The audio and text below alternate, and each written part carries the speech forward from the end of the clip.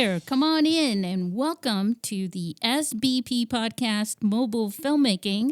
This is episode 97 and I'm your host, Susie Botello.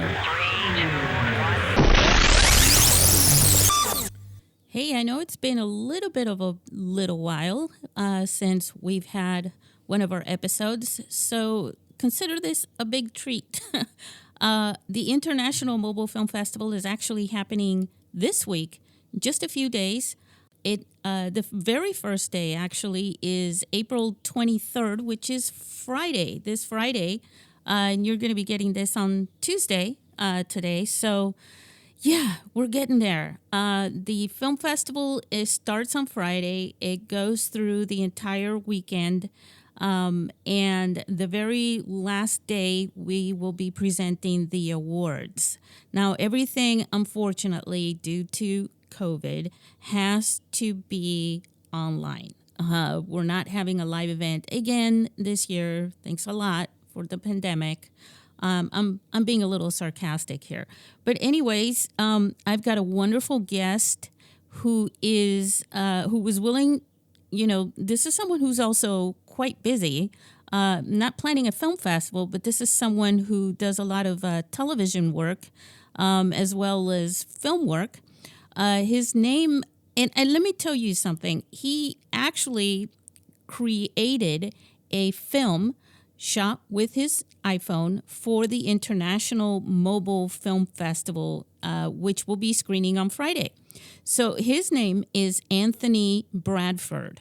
He may be a little familiar to you. He's done a lot of television work, like I said. He's in plenty commercials, and he also has, parts in different, television programs. Most recently, he was on The Equalizer on CBS. But the reason we're talking to him is because not only did he submit a film to our film festival, shot with an iPhone, but he also he's created an entire web series. I want to mention that I'm really excited about the film festival this year and very grateful for all the filmmakers that are participating in the film festival. Some of them sent videos, which will be included, and they're exciting videos. They're really cool, and I hope you enjoy the intro show presentation. It's like a kickoff video at the beginning of the film festival. All right, I got a few people that I want to mention really quick here. Our sponsors for the film festival this year are Film Convert, Engraving Pros, Naboos Media, Star Wars Steampunk Universe, Swords and Circuitry Studios, and of course, Mobile Film Stories, where you can literally go there, register, and join the quad to have conversations, network, collaborate, and meet the filmmakers and connect filmmakers with the attendees who are obviously all interested in film, movies, videos, shot with smartphones, of course. Now, the other thing that I want to mention, few people here want to mention our honorary ambassadors, Jed Brophy and Mark Hadlow. They're also judges. We split them up into both the judging panels for the feature films and for the short films competitions. And also, you may recognize their names. So they are also best known as Nori and Dory, the dwarves of the films which I personally love, The Hobbit. They are in New Zealand, so I wanted to make sure to mention them to you. They've watched all the films, and they have a message for you, which will be in the awards video on Sunday, April 25th at 1 p.m. So you'll want to make sure to tune into that. The other thing that I want to mention is we've got our brand ambassadors that have been very helpful, and also our executive producer for SBP. Got to give him a shout out for all the support that he's given our film festival, Lynn Lloyd. Our ambassadors are Vesna Ristovska in Macedonia, Aaron Nabus in San Diego, and Rich Visor in London.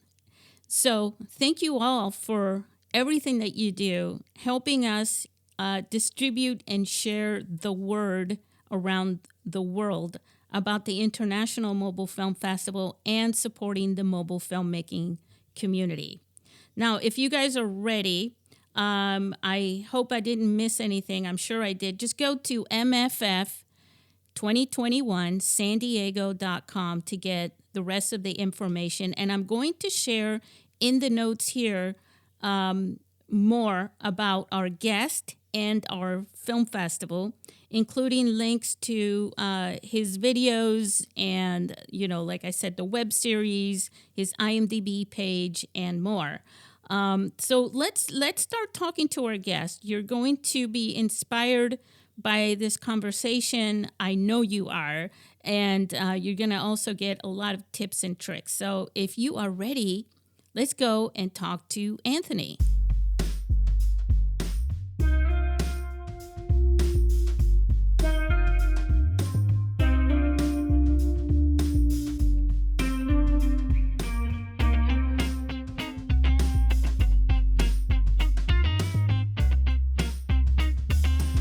Hey everyone, I am here with the most famous guest that we have.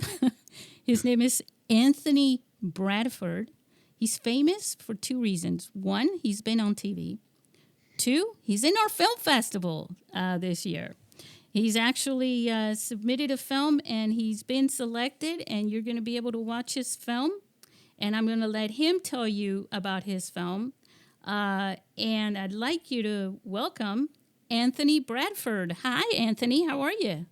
Hi, I'm great. Thank you for having me.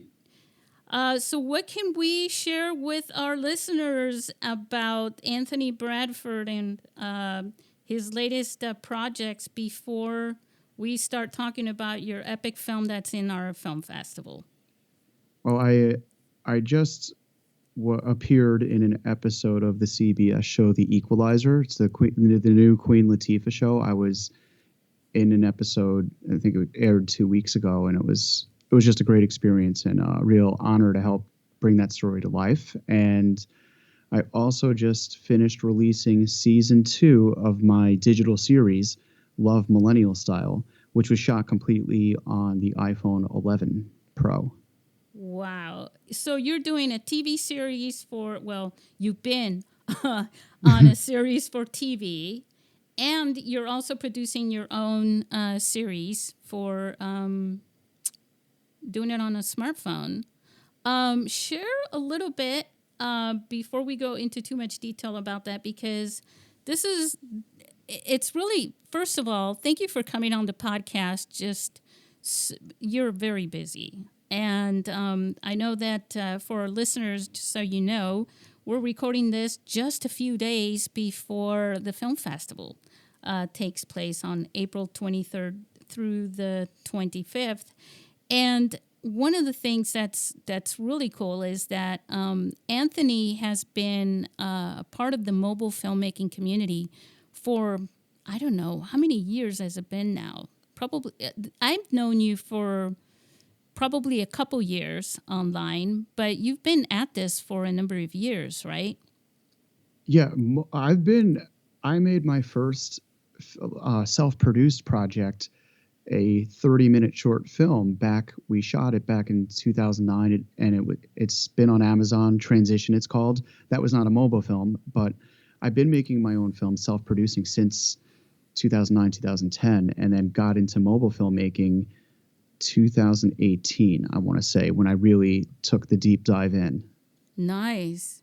And what got Anthony into, because you're not just a producer, you're an actor. So which one did you do first? Well, first, I always grew up doing acting, always grew up in the school plays, and then I was really into writing. So when I was in college, I was an English major and took the theater classes and business classes, but I was an English major with actually a concentration in creative writing. So for me, it was always acting and writing I was interested in. And in college, I really studied writing pretty hard. So, and by the way, we should let our listeners know where you are right now. Where are you? I am on the East Coast in the USA. Are you around? Or do you want to say? See, the reason I ask is because it's kind of cool for listeners who are. This podcast goes out to 16 or so different countries around the world. So somebody who's listening, I don't know. Gotcha. Yeah. Yeah, I'm in the tri-state area, which is New York, New Jersey, and then also I am also in Atlanta, which is in the southeast. So I'm back and forth the northeast region and the southeast, which are both hubs for filmmaking in the U.S. Yeah, that's right. Isn't the Grateful Dead? Oh, The Walking The Dead. Walking Dead. The Yeah, Grateful isn't Dead are cool too. but isn't that being filmed in around Atlanta in Georgia? Yup. So you travel back and forth, and yeah, there. I heard also Nashville is very good for filmmaking people as well. Am I Yeah. correct in that too, or? Yeah, that's another good spot. Yeah. Yeah. And I think what happens is the tax breaks that people get as well, right? Yup. Yup. And New Orleans is another great spot too, where a lot of stuff shoots. Yeah. Well, so you're in that area and you travel back and forth working on television. But also, let's talk a little bit now about these web episodes that you've been doing because you're pretty consistent on that, aren't you? Yeah, I try my best to be consistent. And that was really what led me to get into mobile filmmaking was that when in the past I've made a bunch of short films prior to mobile filmmaking, and it was great. I love making films, but I found the process it would just become a ginormous production and financially could just get very costly. And I really feel it's important to be able to output work consistently. And I do feel like mobile filmmaking is democratizing, making projects. It simplifies the recipe too, doesn't it? It does. It really does. You can just set up shots faster and get a lot more coverage done on the day. Now, obviously, you are story minded, which is why you have the desire to make all these films, and kind of find a nuisance with the process because it takes so long, and you just want to get the story complete, right, and get it out there, right? Yeah, like I want to get it out there, but then also for sure at the same time, I want to make sure it's out there in its best possible form. So it's always a balance of like, oh, I want to get this out there, but not rush it before it's ready to be out there. Exactly. So, where do your ideas for films come from?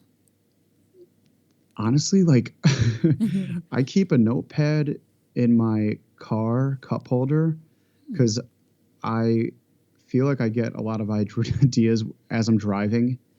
And then like at a stoplight or if I have to stop off, I can jot down like on my notepad, but it honestly comes at any time. So I have a lot of Post-its planted around, just like lists that I'll make. And then from my lists, I'll then open a Word document and just then organize everything. And one project I made, it's called Greenlit.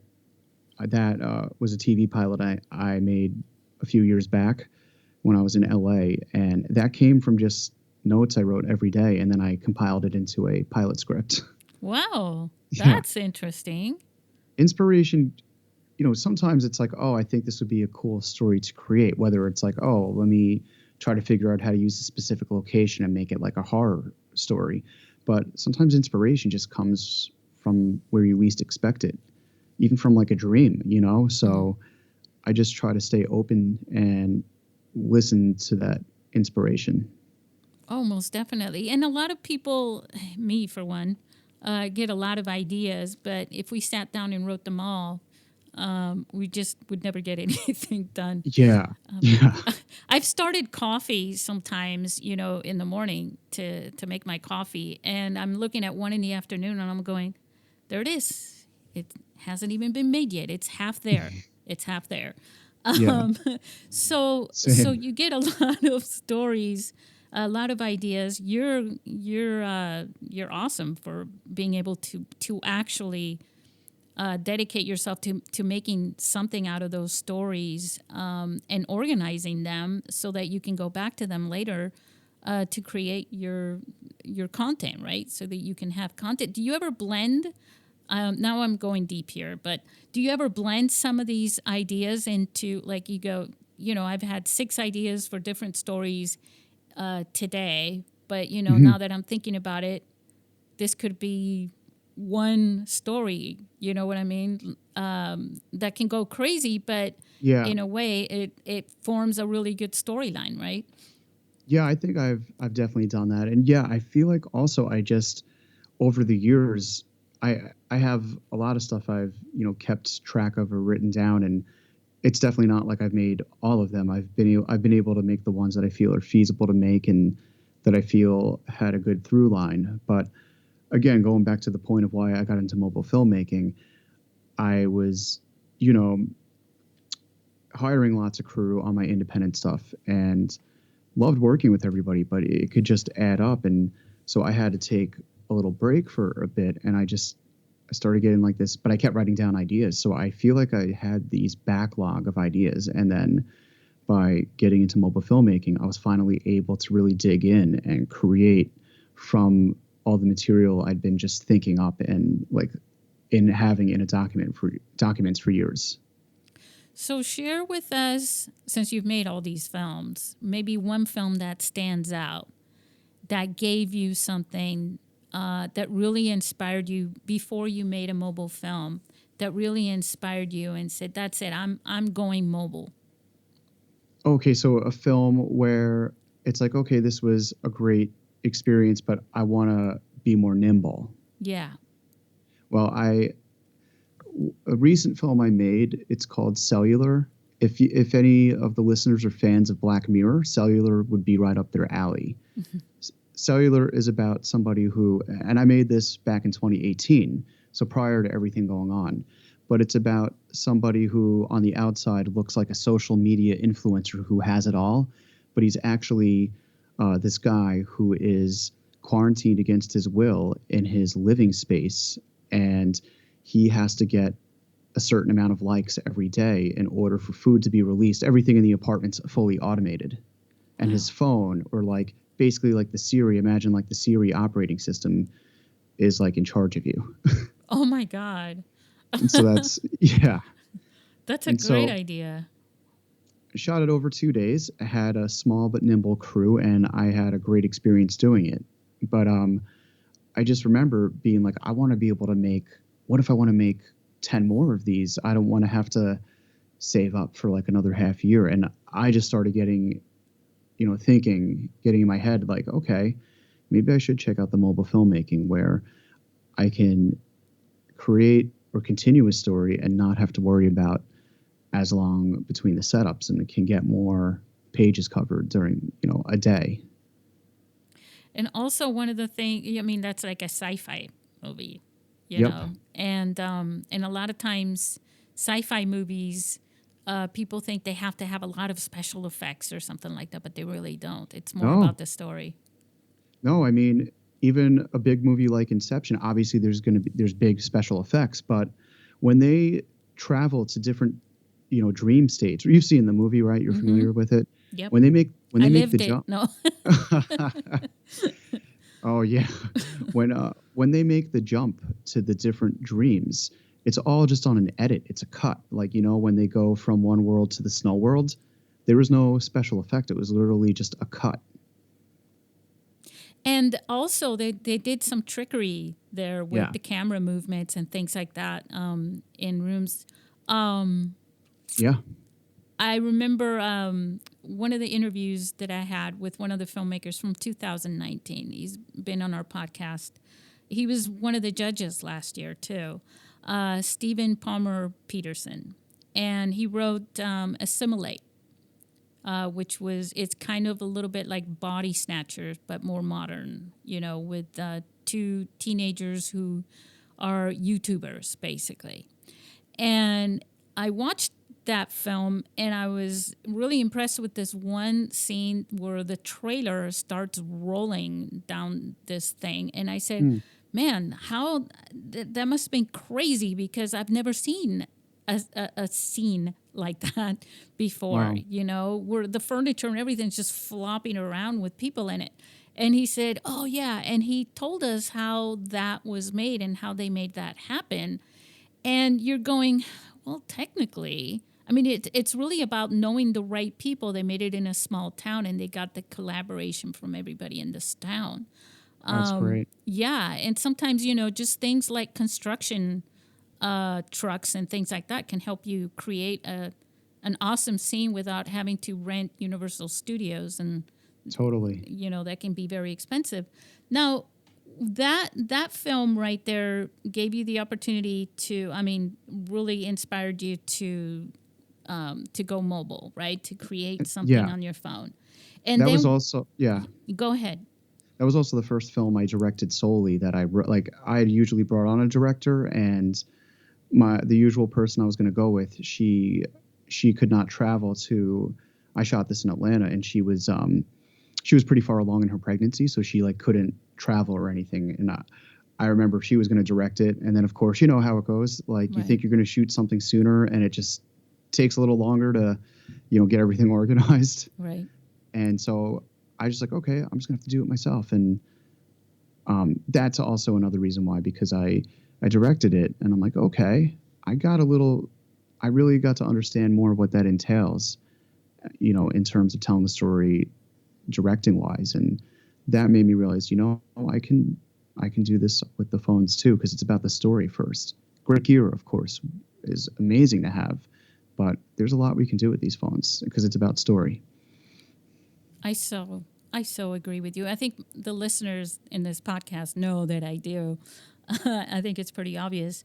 There was something that you just said though about that whole process and how things can change. I think you have to be able to adapt, and there's a lot of creativity that hasn't been discovered yet when you're mobile filmmaking, as opposed to the creativity that, the things that happen on all movie sets, right? But people say, well, you can grab examples from other movie sets, right? From the greats that have said, oh, this happened and so we did this.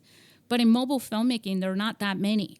You really have to be creative to pull something, because you don't have, 100 years worth of people who have been on sets that things have gone wrong to make things work out. Have you experienced anything like that on your film sets in mobile filmmaking that you could share with our listeners?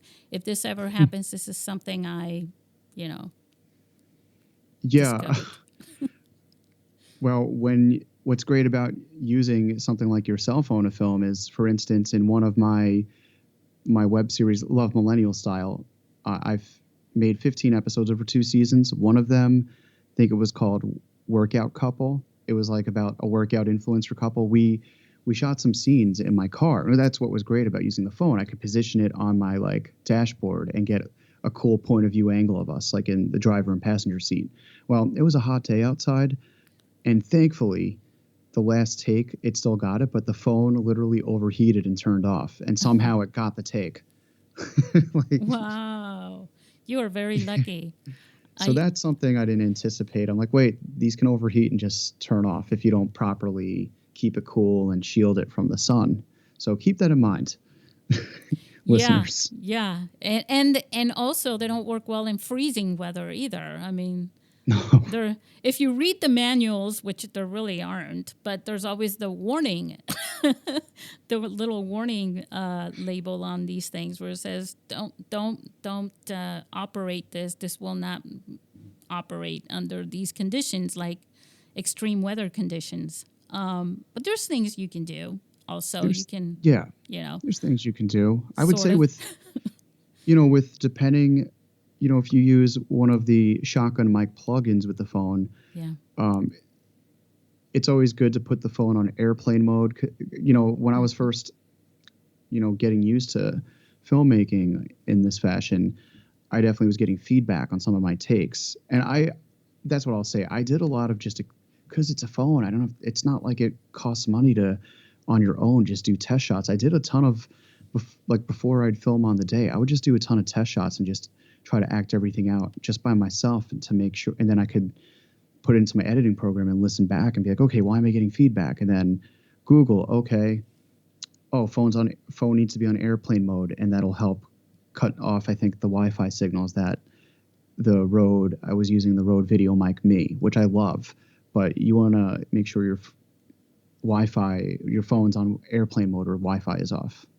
Yeah, because it's trying to, it's like, oh, I'm checking for emails now. Oh, somebody's notifying you here, even though you don't hear it because you turn on Do Not Disturb. The phone is still doing a lot of processes in the background. Yeah, I've noticed. I noticed that a very, very long time ago. I was interviewing people on, here in San Diego from Comic-Con, and I got this exceptional cosplayer dressed like, the X-Men, the Wolfman on the X-Men, and he or was Wolverine. awesome. Yeah, I was like, yeah, I'm horrible with these name things. Um, and I was so like, oh yeah, I got this. And then I played it back. I was like, oh no, I screwed it all up because I forgot to put it on airplane mode.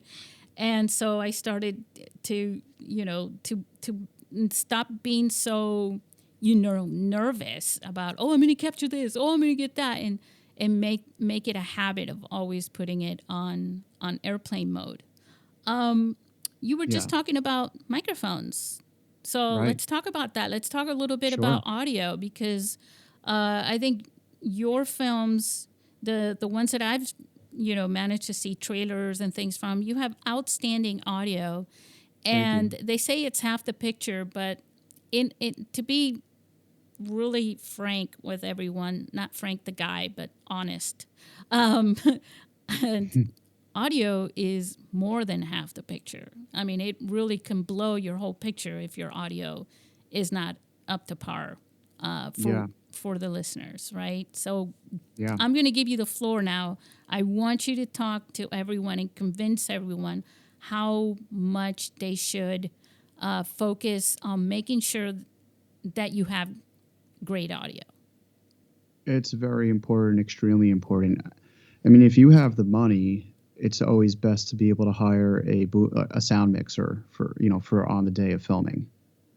If you can hire somebody who can just run the sound, but I've been running my own sound because again, it's all about how am I going to be more productive and can save and just keep on making projects. So what's great about the phone is you can get the Rode Video Mic Me L, I believe is the most current model. That's what I'm using with the 11, and it plugs right into the phone, and it is an outstanding little shotgun mic that it's gonna like cut off the sound on the sides and really just where it's pointing to get that subject, and it really does a great job isolating dialogue.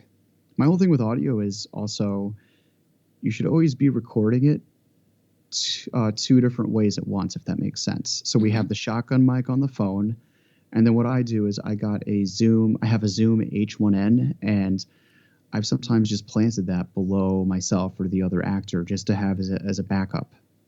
Good idea. Because you can And always sync it yeah, later.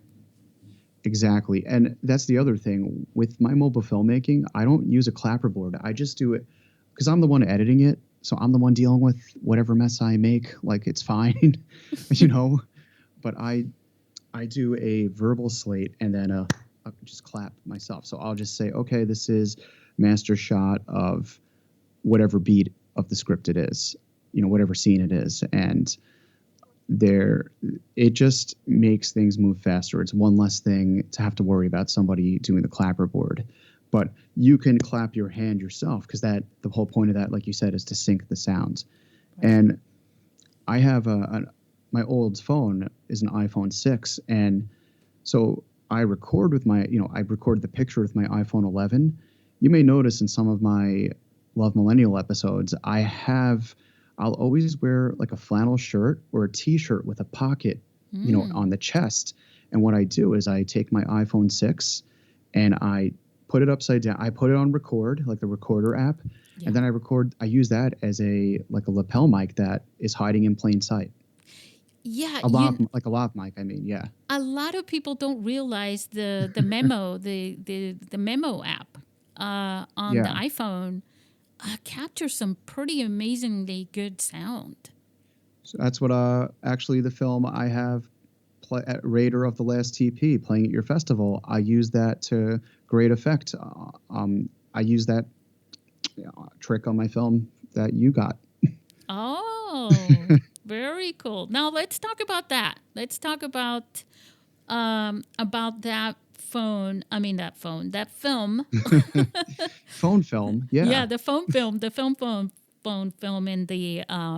in the Grateful Dead.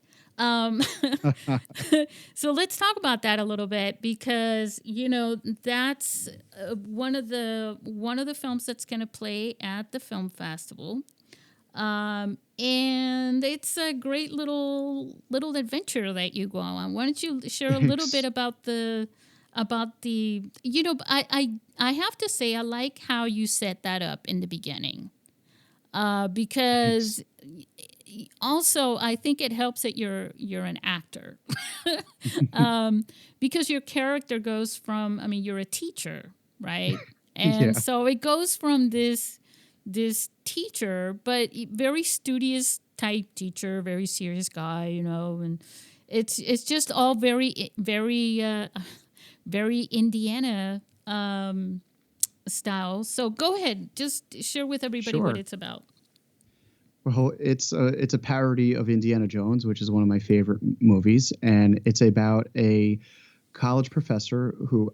So I filmed this at the beginning of quarantine lockdown period last year, and I just wanted to make a film in my space. I was at my folks' place, and I just wanted to make a film from the safety of home using the rooms that we had.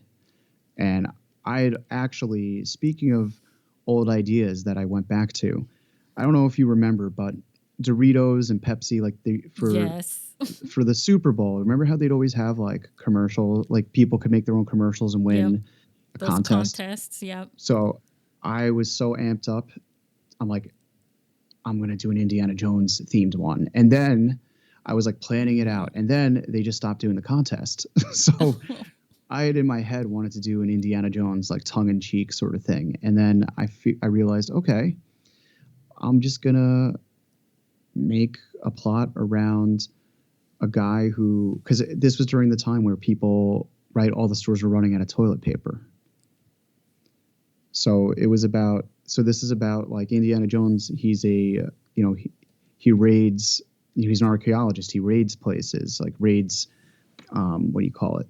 Pyramids and stuff. So what if this guy had to go down to storage to raid a storage area and find toilet paper? So that's what it centers around. A teacher moonlights as a basement storage unit raider in his spare time in search for a roll of toilet paper.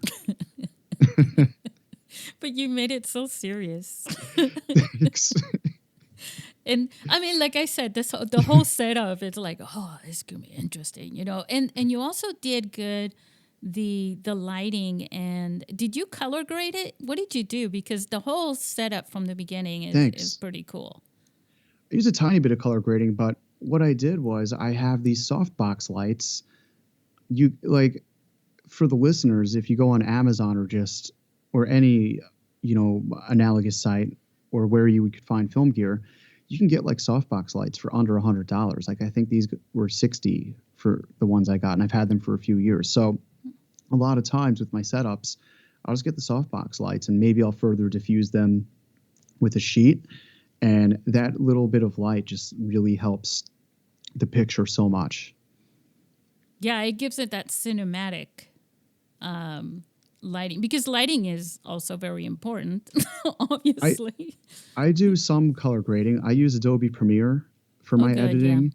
So I definitely did a little bit of grading in Premiere, but and then I also have LED lights. I use when I shoot on my mobile phone, I use a Ulanzi mobile cage rig, which I think is like only going for $20 right now, but it's Oh, amazing because you can put your phone in it, of course, but then you can screw in LED lights. yeah. And so for the basement shots, like the close-ups, I did a few takes and then I looked at the playback and it just was a little too shadowy.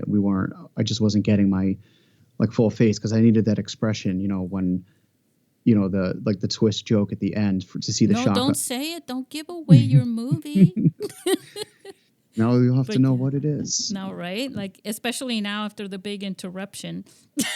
Yeah, but there. So what was cool is I could take that cage off of my tripod and then put it in play. With a bigger camera, I don't think I would have been able to put it in some of the like crevices in this like the storage place. And I put the LED lights on the cage, and I was able to just like capture the expressions I was making in the moments. That's perfect. Yeah, whatever you need to do. A long time ago in my video production days, I used to go to Home Depot and say, "Will you cut me up a piece of styrofoam, white styrofoam?" And Yeah, I would use that for a reflector. And the that's great. reflection off of that works really good sometimes. So Wow, yeah, that's good whatever. to know. I think it would cost me like less than $1 That's to get great. a piece of styrofoam. So yeah, and if it breaks, sometimes you put it in the car, and when you get home, you're like, oh, it's like those styrofoam ice coolers from way back Right. when, where it's like, oh, all the ice is all over the place because I sat on it or something. Um, but yeah, you could use whatever you need to make it happen because, just to share with our listeners, we are the biggest cheaters in this industry. It's all about cheating. It's how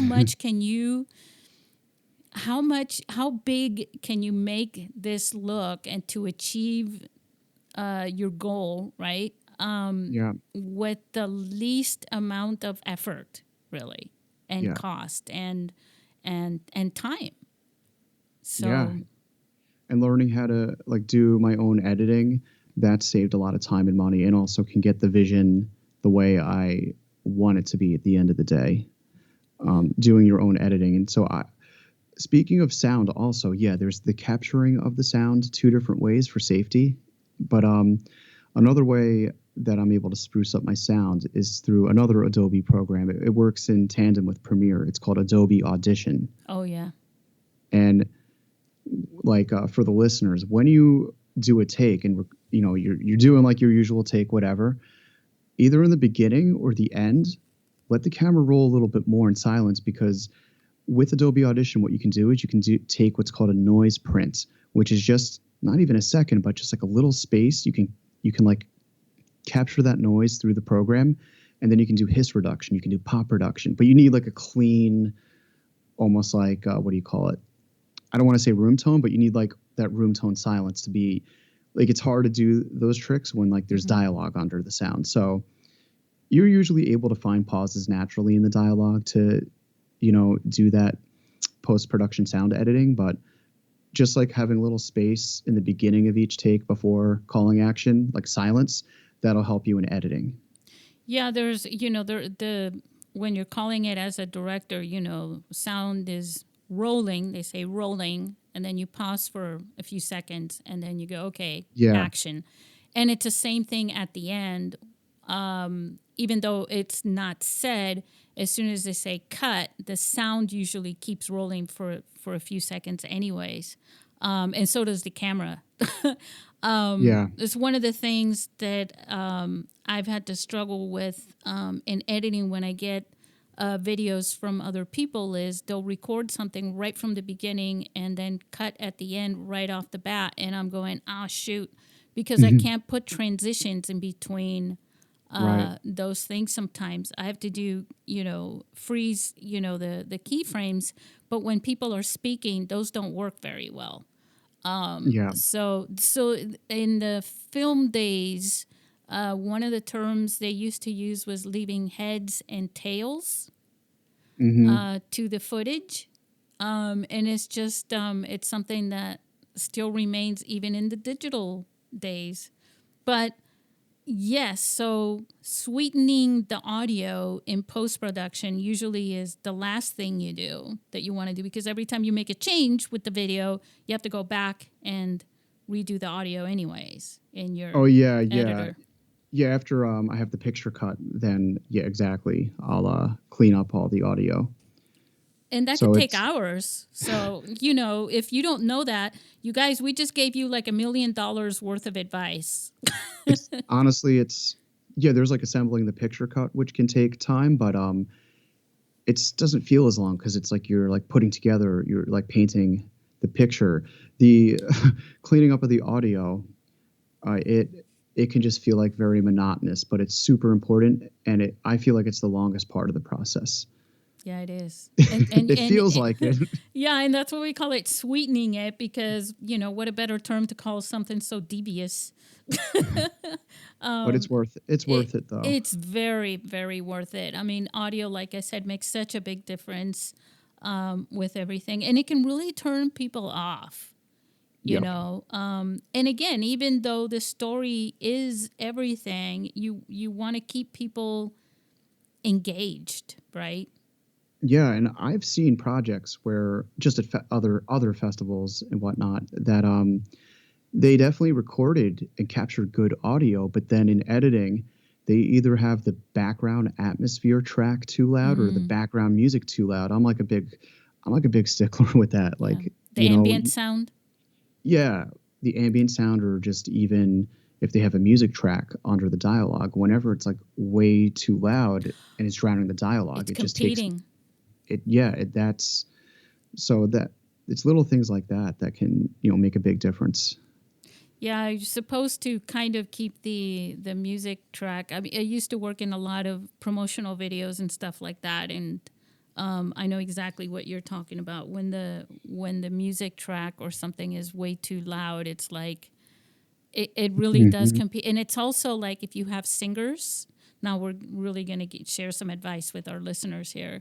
If you have voices in the, like vocal singers, right, in your Hmm. songs, and you have someone who has a high pitched voice, and then you have the vocals who are also high pitched, it tends to kind of get in the way for the listener as well. So it's better to put a lower tone vocal singer with a higher pitched person and vice versa, just so That it's makes sense. yeah, so it's not competing. And it's the same thing with bass and treble and all kinds of things like that, because yeah, it tends to get in the way, and the listener may not know why they're annoyed with something, right? Yeah. Because they're so engaged into it, they're not really sure, but man, there's something about this, in their head without them even thinking about it. And it's just some little subtle little thing like that. Yeah. So that's something to consider. And let's see. Let's talk about something here. You're going back and forth, and I have to say something that's that I've noticed here. You must be some sort of a superhero in this industry. Because, I mean, I know that. So you're traveling to work on shows. You've also worked on like a million commercials. That's a lot of time. And I know that for television and commercials and things like that, there's a lot of standby time that you have to be there, Hmm. and it takes a lot of your time. And on top of that, most people are either dedicated to just acting, right? Or Yeah. producing. But you're doing both. Yeah. I think over the last few years, there's, I guess they call it the multi hyphenate that's been emerging. And The thing is, I think as an actor, we need to always be acting. And whether that's in acting class, even if you're at home reading a play or just with your friends doing scenes together. And for me, I really want to create and tell stories. So I figured, okay, I don't want to just wait for someone to say, oh, you have been picked for a job. I figured, why not? We can choose ourselves. And I just feel like it's very empowering, and I get to keep, growing in my craft of acting and storytelling at the same time.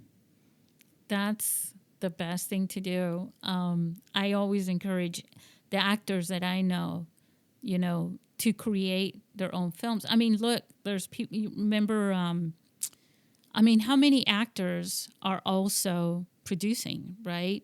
From Ron So many. Howard, Yeah. Leonardo DiCaprio, and yeah, there's so many of them. And they're usually, a lot of the actors end up being fantastic directors. What do you Yeah. think that is? I think that, well, also like actors like them have gotten to they've worked with some amazing, great directors. So I'm sure they've picked up quite a few things. Yeah. But I And think there's something about because the directing part, a lot of people think they're just calling out shots or something, their vision, mhm, but it's really a lot of managing people and the actors. It's about the actors on the set more than yeah, anything. Most of the best directors, I'm not talking about famous directors, but to me they're awesome, and that I've seen them on film sets. They spend a lot of time with the actors, more so than they do with the crew. yeah, And I think that has a lot to do with them, with making sure that they're the ones getting the vision, and that they're the communication between the actor and the director is so important. very. And I think that's probably one of the first things that that an actor comes on set. I mean, yeah, there's makeup, right? Right. But usually who comes into the makeup room, right? The director. Yeah. I think also just, a lot of the actors who've become directors are so good at it because they've been in those shoes and they understand from their own experiences how important the level of trust and comfort with the director is. Because the more relaxed and comfortable you are, you're going to be more open to accessing, your emotions and just really being in the story, being in the shoes of who you're playing and not being self-conscious and getting out of it. There's I like being behind the camera. I really do not like being in front of the camera, and not because, so I used to be in drama classes all the time, right? When I was growing up. So I moved around a lot. It was the best way to get to know everybody. But that's different than being in front of a camera, when you're on stage. And I just don't like being in front of the camera. So I love being behind the camera, and I've always been attracted to that. But I had to do a favor. I owed one of my friends a favor, and they wanted me to play this one small little role for them in their little film. And I was like, fine, I'll do it. And first of all, I have to tell you, it was really hard not to be on set, wanting to be a part of the crew, right? Right. Yeah. But at the same time, it was a very interesting experience for me to be on the other side. And I think, coming out of that, I was like, I get it now a little more. I mean, I'm not talking about a big acting debut or anything. I'm talking about just filling in for a little small role that was needed. But my understanding after that was like, wow, every single person that's ever behind a camera or directing should definitely act at some point, just at Absolutely. least once, right? Yeah. And I think on the other hand, every actor should go ahead and direct as well, at least once. Yeah. And I would say even try to edit, even if it's a 1 minute short. I think it would really give another dimension of insight to people. I want to talk about that a little bit because I've met a lot of directors who don't want to touch editing, and they've been a little, I don't want to say scared, but intimidated by, editing. I don't know if I can do that. I actually invited one. I made him pay me. Sorry, guys, but I did. I made him pay me to sit down with him to edit his film, and I sat him next to me, and I said, "This is how it's done." By watching me done and explain things as I was doing it, he got it, and now he's editing his own films. But before I did that, so when you started making films way back before mobile, right? Mm-hmm. Did you hire an editor, or Yeah. did you right off the bat go, I'm going to edit this? No, I never thought I'd be doing it. Like, same thing. I never wanted to go near any of that. No, I always hired people, and they were great. But I guess as I've been doing this more, I just wanted to have more just complete like creative control, and just again at the independent level, sometimes finding people, especially with festivals, there's deadlines and whatnot. And I just had times where I couldn't find the editor who might have been the particular match for the project at the time. And then we would miss out on deadlines. And I just wanted to not have to run into such problems. And again, a lot of me taking on other jobs or wearing different hats just came out of just circumstances where it's like, oh, the person who was hired to do this, they just got like a bigger job from like a network, and understandable, go do that. And it's like, okay, I got to just do this. Wow. So was your first editor in Premiere? Because that's a little more complicated than, to me, I think. I mean, like I learned on Final Cut Pro. Oh, for me, well, as an actor, even before the pandemic, I had been doing self-tapes for years. Just that had been a growing thing already, and it's obviously become way more common due to the circumstances, everything going on. But I've been doing self-tapes for quite a few years, and I would work with my coach or just tape with a friend, and I'd have to then cut the scene and edit it myself. So that was really my first intro to hands-on editing, doing it myself. And I used iMovie because I've always had a Mac. Yeah. So that's where I first, I guess, cut my teeth editing, was just through iMovie. Nothing too crazy, just editing my own auditions. Well, you can get pretty creative. You're gonna realize something here. So, I learned on Final Cut Pro, and I went. I was working in video production, and then the X came out, Final Cut X or whatever it was called. Right. Yeah. And everybody was, and I was dabbling with iMovie at the time because of the film festival. So there's this thing where it's like, I want to do everything for, free, right? So that I can tell people that they can do it for free, right? So I remember when that happened, and everybody in the video department, everybody, there weren't that many of us, but still, the freelancers and everybody, right?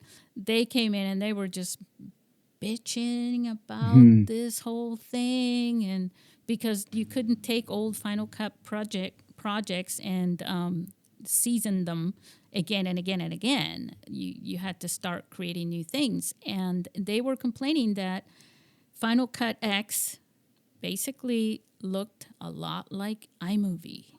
And they really did not like it. And I was like, I like it. They're like, yeah, that's because you've been playing around with iMovie, but that was for my stuff, not theirs. But when I started making videos for this whole mobile filmmaking thing, I started using iMovie. And I've used nothing but iMovie since, for all the little project things. And there's a lot of cheating that you can do with it to make things, because coming from Final Cut Pro, it's like, I know that I should be able to do these things. Like there's a limit of tracks, right? Okay, so I'll create this and I'll export it, and then I'll bring it back in together because I know, what I'm saying? Exactly. Yeah, there's workarounds. Yeah, and then there's little animation things that you can do if you really need them, using Keynote on that comes with the Mac. Right. Yeah. So there's all these little things that you can do, and you can use iMovie. And then I create the music. I do that for the podcast. Well, a lot with GarageBand. That's awesome. Yeah. Yeah. GarageBand, it's a great program. Yeah. Now, if I just need a few seconds here, a few seconds there, I'm not gonna bother with it because it's royalty free. Everything that comes with iMovie and GarageBand and all that stuff. But for making an entire soundtrack, like a song or whatever, I'll just use GarageBand and make my own because nobody expects Justin Bieber or something like that to be in my videos. So why not? Plus, I love playing with that stuff. So you used Premiere, right? At some point, what brought you into Premiere? Oh, when I was finishing post-production on my film Cellular, I just wanted to be able to. I had an editor on that, and he did a fantastic job. But I also just wanted to, at times, I didn't want to always have to be like, hey, can you change this at the 5-minute and 23 mark? I wanted to be able to just on my own, make any adjustments. So that's when I just spent literally, I think it was during the summer when it was getting edited. I just went on YouTube University and learned that way. Watched a ton of videos, put in many, many, many hours. It's true. It's like stuff, you're watching all these how-to videos for hours, and then you're going, "Oh, I figured out how to fix that 4-second thing on the timeline." And it's 5 a.m. somehow. Yeah, but you learn a lot. The crazy thing. Now, do you use any apps for filming as well on top of everything? Oh my goodness, yes. I meant to mention when I do my mobile filmmaking, I use Filmic Pro. Now, was that can be a learning curve depending on, Yeah. I mean, from Filmic Pro back in the day to what it is now, right? Yeah, I just try to watch as many YouTube tutorials as I could, and I first heard about Filmic Pro from I meant to mention another reason I got inspired to start shooting on my iPhone was I saw this movie Tangerine in the theaters back when it came out, and Sean Baker, he's on Twitter and stuff, and he is just really inspirational, great filmmaker. And I saw Tangerine. I couldn't believe it. I just wanted to see it because I wanted to see the story. And then it was like, oh yeah, this was shot on an iPhone, which I didn't even realize it till someone told me after. I didn't see it because, oh, this was a movie made on an iPhone. I was seeing it for the story. And again, that goes to the point of story first. And then I'm like, no way, this was shot on an iPhone. Because, there was, I think, misconceptions and wrong perceptions about what a quote-unquote iPhone movie would look like. And this was a full-blown great feature film. And that really inspired me. I'm like, I need to start investigating how to do this. Yeah, I mean, well, yeah, and that's the other thing. It's like I've witnessed people with cameras that are $10,000 worth of camera plus gear, and I'm not naming anybody, and I'm not saying this is my best friend or anything, but even if they were, I wouldn't name them. They're what they end up putting out is not that great. I could have done better with the iPhone. It's crazy how that can happen. So after watching Tangerine, I just went on YouTube or just Googled and tried to read and watch interviews with Sean Baker, who directed Tangerine, and he had mentioned he went into how he shot on the iPhone and mentioned Filmic Pro. And he also used the Moondog lenses. Yes, which I have used on. I used on one of my short. It came out last year. It's called Call Waiting. I shot it on my iPhone 6 with the Moondog Labs anamorphic lens. Nice. And they were the first anamorphic lenses for iPhones. As a matter of fact, they're in one of our episodes, and I just forgot which particular one. But they're in one of the episodes because not because they're pioneers, but I had them on as guests, Oh, And one wow. of the things that I learned was that they were working with Sean Baker to, I guess he notified them and told them he was making this movie. And he found out about them somehow, he got Wow. word of it. And so they were rushing to finish it for him to use it in his movie before they came out with their lenses. But they have the background. Well, you know what? You should listen to that episode. And I'm not just talking to you, Anthony. I'm talking to our listeners too, Yeah, yeah. so they can get the whole background story from Moondog Labs. I spoke with the two founders on there. But yeah, that's an interesting thing because I remember when Tangerine came out. That was around 2015, and Hmm. one of the magazines, Movie Maker magazine, contacted us, and they wanted to get our input, and they also contacted Conrad Mess. They had a big story with Filmic Pro as well, and the whole thing was because of Tangerine. It just really Yeah. it just really brought. I don't know if you remember the Sugar Man movie. Say that This was again. a Sugar Man. It was a movie that, Oh, oh, Sugar Man. Yeah. yeah, and there was a scene. I think it was like the last scene or something that was shot with a phone. And everybody thought there was a little bit of confusion because some people thought the whole movie was shot with a phone because it's like a documentary, Oh, but it right. wasn't. But it won an award. I don't remember if it was the Academy Awards or the Golden Globe, whatever it was. It won an Emmy or whatever it was. It won an award for some reason, and it also brought it up to the spotlight. And in our world, our film festival world, and the people that have been involved with this for so many years, every time something like that happens, we go, it's going to go mainstream now, right? Yeah. And when Tangerine came out, we were like, it's going to go mainstream now. Is this it? Is this when it does? When Steven Soderbergh's film High flying. High Flying Bird came Yeah. out, same thing. It's going to go Mhm. mainstream now. And we're constantly doing this, right?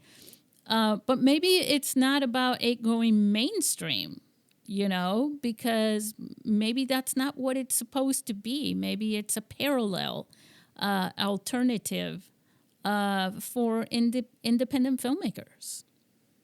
I think it's just, whether it's mainstream or not, it allows you to be able to start making movies, and the fundamentals of filmmaking, whatever camera you're using, how to frame a shot, how to light a shot, how to tell the story, how to compose it, that it's not going to depend on your camera. Yeah, your camera's going to inform, your gear is going to inform certain decisions maybe, but the same elements of filmmaking you'd have to use whether you have an iPhone or a bigger camera. Yeah. And I know I've mentioned it in my dream world, right? A long time ago I used to Mhm. say Canon, because to me Canon makes some pretty awesome lenses. They, from broadcast to everything, right? Mhm. And I was like, Canon, can you make a smartphone? you know, with a camera. And then there was the Red. Red came out and made that one, and I haven't heard much about them since. But Yeah. it's just everybody's gonna play with this. And to me, in my dream world, there will be a way somehow, some way that someone will come out with lenses that you can make a Lord of the Rings type movie with it, with a phone. And I know everybody's like, no, it's never going to happen. I think Moondog Labs said that to me as well. They're like, no, Susie, just can't happen. But in my world, there is no such thing as can't, right? So I'm just going to leave that door open in case someone out there wants to, dig in. Well, again, I'm sure like when cell phones were a brand new phenomenon, however many years, or let's say in the early 2000s, who would have said, "Oh yeah, in 15 years, not even, there'll be films being shot on cell phones. People would have said no way. So you can never say never. You I never know what experienced might that. happen. Yeah, I experienced that. When before there were video cameras, as soon as there were actual photos, you could take photos, right? Mm-hmm. I knew that was going to lead to video because that's, if you look at the history of the camera itself, it began with photo. And that's why they call them motion pictures. Right. And so I knew that everything, DSLRs go Yeah. back to 2008 or 2009 when DSLRs, these were cameras that were for photography, literally. That's And right. they started to include the video, aspect to it. And so every camera leads to video for some reason. So I could kind of see it coming, but I remember a lot of people saying, no way, no way, no way. And people say that to me. They've been saying that to me since I was 3 with everything. Yeah. No, Susie, dogs can't fly. All right, let's try it though. No, I'm just kidding. But yeah, so what are you, what is one thing that you could say, now this is kind of a big one. I'm going to put you on the spot here. Okay. Inspire our listeners who are just sort of sitting on the sidelines, especially actors such as yourself, who are depending on just their acting jobs, to grab their phone. And everybody's got a story, or can make up one, and to make a movie with their phone. Yeah, I think, if anything, I wish I had started making movies with my phone and leaning into it even sooner. I would say just, there's a story inside of all of us, and it could be from a seemingly regular, like something that happens in your day, like a regular thing. Who knows? Like dealing with like telemarketing calls that never stop. You can make a short film just about that, like being frustrated with why won't these telemarketers stop? It can be like, it doesn't have to be like a crazy thing. It could be what is seemingly mundane. Because again, I think there's a lot of universal themes that people will relate to. And, whatever is a personal story to you, even though it's like unique, I think the more personal something is, the more universal, and people will feel it, which seems like the opposite. It seems like that would be opposite, but I've just found whenever I've tried to go more personal with my stories that, funnily enough, people relate more. I think making films in a lot of ways also it's a little bit of personal therapy. Yeah. Because you do solve some sort of, when you're building a plot, right? You're solving that issue somehow. And I think sometimes, that's therapeutic. Yeah. for people. And it is, to share.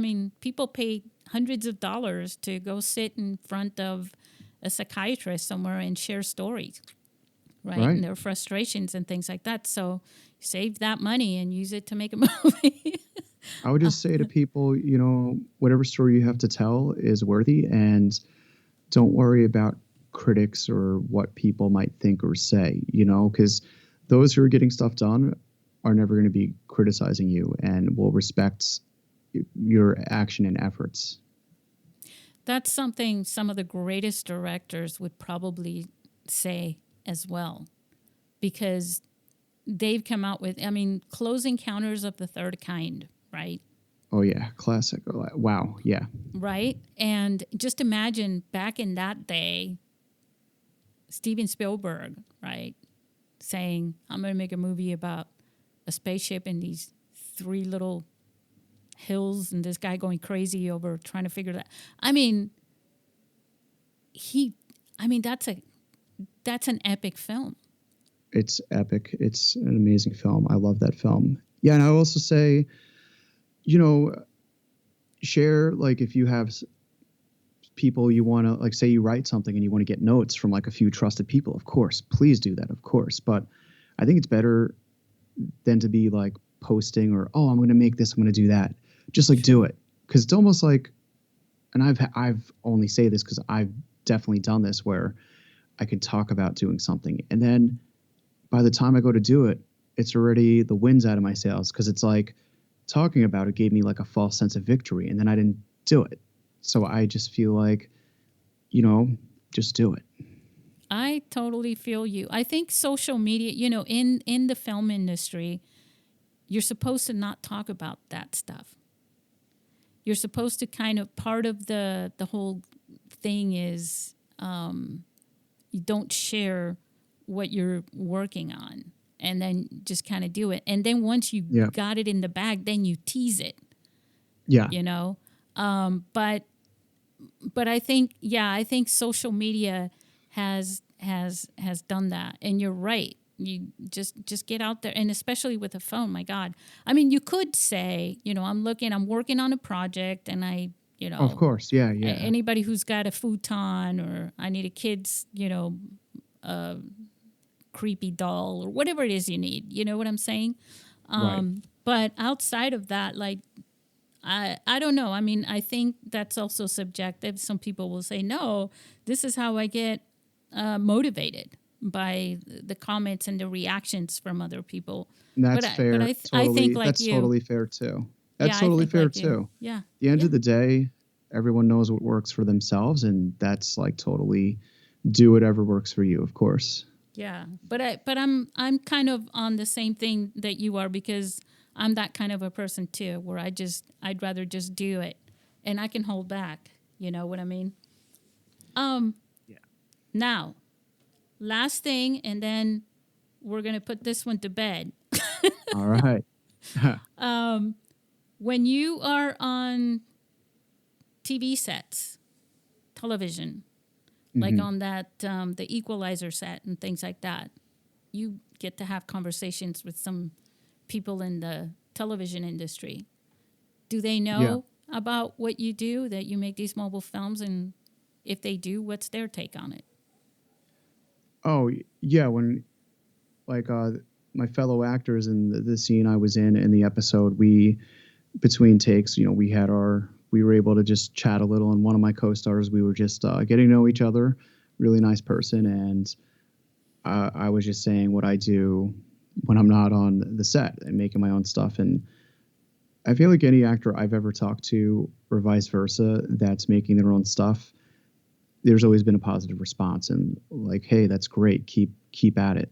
I think work begets work, they say, of course, but your own work can beget other work. So I don't know if that answers it, but I it's always tough, like when you're on like a big production, especially like now, there's just a lot of moving pieces. But when there's moments and you're just like naturally chatting with somebody and getting to know each other, then I'll probably say, oh yeah, I've been making my own independent films. Right. With a phone? Oh yeah, with the phone. And sometimes when I've shown people stuff, it's nice when they're like, oh, it doesn't look like a phone. Because again, I think there's just a misconception of what like a quote unquote cell phone movie would look like. Right. Yeah, and that's like you're sharing that tangerine moment with them, right? Yeah. And I had no idea because I wasn't seeing it because like, oh, you got to check out this iPhone movie. It's just I went to see a good movie, and then it happened to be made on an iPhone. It's unbelievable, huh? That and I hope that I almost forgot about the film festival. Just having this wonderful conversation here, but it's wonderful because you're going to see films in our film festival. You're going to watch some of the films, and you're going to go, wow, even as short as the short films are, right? It's going to blow you away. You're going, wow, if a feature film can be made if a short film can be made this, then sure enough, a feature film can be made like this. And then we've Yeah. got feature films as part of the festival, and they're That's amazing. they're going to be impressive. And again, when I was watching them, I fell into the story, into the movie, and I so how because you're in the industry and stuff like that, right? So you Hmm. look at, there are a lot of people that will watch a film and they miss out on something. They feel like, oh, I know how movies are made, so it's hard for me to get completely, Right. I've always been able to divide that. When I watch a movie, maybe the kid in me comes out or something, but I'm always able to just forget about everything I know about filmmaking and to just watch it like I have nothing to do with filmmaking whatsoever. Yeah. But I can watch it again, right? Or I can Hmm. remember later in thinking about it and going, the way they did this or the way they did that, kind of like noticing the things that I noticed on your film. But every time I watch a film, I watch it just like somebody who doesn't know anything, just watching a film. And That's great. that's my first impression, my first round of watching a film, you know. But I'm also intrigued by actors because I think they're undervalued, Anthony, as to what they bring to the story. I don't think, I think some of the most wonderful stories have missed out on their moment on the screen because they didn't have the actors that can really push that story Hmm. into making it epic. I think they go hand in hand together. And I think it's one of the reasons why Yes. actors fall in love with a screenplay, with the story, and want to be a part of that, regardless of whether it was shot with a phone or whatever, or what the budget is. They just want to be a part of that. Oh yeah. When there's a project I want to be involved in, I'm not asking what's this being shot on. I'm asking what's it about. If someone's like telling me about, hey, I got this project, I want you involved in. I'm asking about the story, hands down. Yeah. Yeah. Because, and I just think actors are undervalued in that sense. And yeah, every actor should be, making movies. Why wait? Why wait to be cast in something? Cast yourself. Yeah, and whether you release, like I've made plenty of short films that I'm still, I was proud of doing, but I'm like, okay, this is just a little too raw, and it's still a learning and growing experience. Well, you're going to do that throughout your whole life, but what makes you an expert is the same thing that comes from experience, which is the first part of the word anyways, right? Mm, And so expert equals experience, or I should say yeah. experience equal expert. And that Yes. means that you have to fail and learn from every single mistake you make, instead of getting down on it. Is going, okay, well, what do I learn? Because there's even, Yeah. the biggest directors in the world, whom we idolize, will tell you, no, none of my best films have ever pleased me to the point to where I'm thinking, oh, this is so great, because they're always thinking about some of the things that they could do better in their next film. And sometimes that's the Yep. motivation. Trust me, as much as I, can be proud of something, Yeah. there's always when I watch it, like, oh, could have done this. Okay, try on next time to like get this down. Yeah. They're always like thinking, okay, can improve more. Yeah. And the fans don't know that. The fans are just looking at what they got, and they don't realize, it's like the cook in the kitchen. Don't go in the kitchen. Enjoy the food, but stay out of the kitchen, because you might just see what I had to go through and all the mistakes I made, that kind of a thing. Yeah, I forget what movie, but it was like some A-list director of a recent movie where they were saying how there's so many mistakes in the movie, and I just I can't recall the name right now, but I remember I'm like, what mistakes? But again, everyone, it's better to be always wanting to grow than get than be resting on your laurels. Yeah. Well, and with every film that every mobile filmmaker for sure, and every filmmaker makes, they go, wow, I could have done that better, Yep. And so, you know what? I'm going to make another film, and it's Exactly. going to be better. You know what I mean? Yep. And I'm always going to learn from the next one. And that's what I love. I love when in our film festivals, there's a filmmaker that comes in. They've never made a film before, and they make a great little film, and then they turn around but they know, it's not perfect and it's not the best as far as, I mean, they're never going to satisfy that, but I don't want to tell them that. It's never going to be the best for you, even though for the people who watch it, it could be the best, Yeah.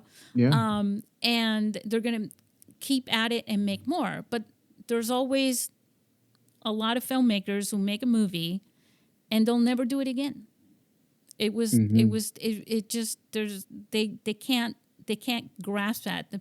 For them, it wasn't meant for them, and that's why I say this industry, if you don't come out with passion for storytelling, then you're in it for all the wrong reasons, because getting up there to where the money is, if you're thinking money, or the fame, if you're thinking fame, that comes from doing a lot. I think you really have to love it and have a passion for it. Yeah. In order to do a lot, you have to do that. You have to feel that. And that's where that comes from. So mobile filmmakers that are listening, you got to keep doing it. Keep making films. Don't give up on it. Or just give it up and go into dancing or something. I can't do. Any last words?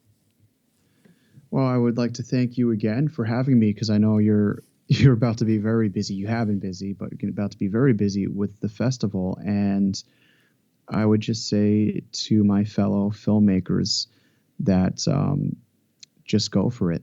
And I'm excited to see a lot of the mobile films this week and just see how someone may have uniquely approached their process and learn myself. So I'm going in to be entertained, and also I'm just excited to be like, wow, that's a cool way to get that shot or tell this story through the mobile filmmaking.